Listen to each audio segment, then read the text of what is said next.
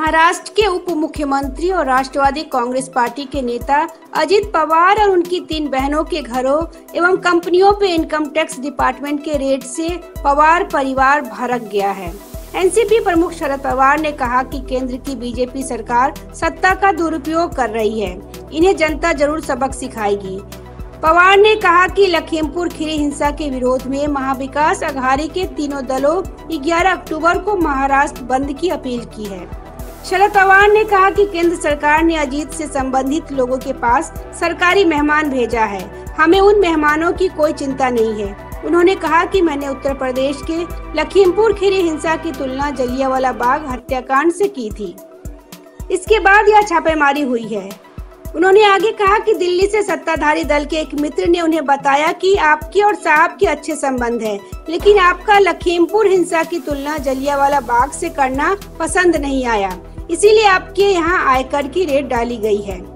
शरद पवार की बेटी एवं एनसीपी की सांसद सुप्रिया सुले ने कहा कि छत्रपति शिवाजी महाराज के महाराष्ट्र में महिलाओं पे कभी अन्याय नहीं हुआ था, कभी महिलाओं को निशाना नहीं बनाया गया था, लेकिन मुगलों ने महिलाओं को निशाना बनाया था। सुले ने कहा कि छत्रपति का नाम लेकर भाषण करने वाले बीजेपी के नेता उनके ही विचारों की अनदेखी कर रहे हैं, पर दिल्ली के तख्त के सामने महाराष्ट्र कभी नहीं झुका है और नहीं झुकेगा। उप मुख्यमंत्री अजित पवार ने कहा कि मेरे से संबंधित लोगों के ठिकानों पर आयकर के अधिकारी रुके हुए हैं, हम उनके काम में बाधा नहीं डालना चाहते हैं। छापेमारी की कार्रवाई पूरी होने के बाद अपनी बात रखूंगा, मीडिया के हर सवाल का जवाब दूंगा।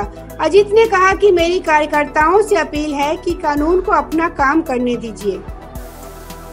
वहीं महाराष्ट्र बीजेपी प्रदेश अध्यक्ष चंद्रकांत पाटिल ने कहा कि पवार की करीबियों पर आयकर विभाग की छापेमारी को बीजेपी से नहीं जोड़ना पूरी तरह से गलत है। पाटिल ने कहा कि सत्ताधारी दलों के नेताओं पर जब कोई अधिकारी कार्रवाई करता है तो उसे बीजेपी से जोड़ दिया जाता है, यह बेहद हास्यास्पद है। वहीं इनकम टैक्स के अधिकारियों ने कहा कि टैक्स चोरी के संदेह में मुंबई, पुणे, सतारा के अलावा महाराष्ट्र एवं गोवा के कुछ अन्य शहरों में छापेमारी की गई। अजित पवार के अलावा शिवालिक जैसे रियल एस्टेट कंपनियों में छापेमारी की गई। अधिकारियों ने कहा है कि कुछ दस्तावेज बरामद हुए हैं, उनकी जांच की जा रही है। Bureau report, public news.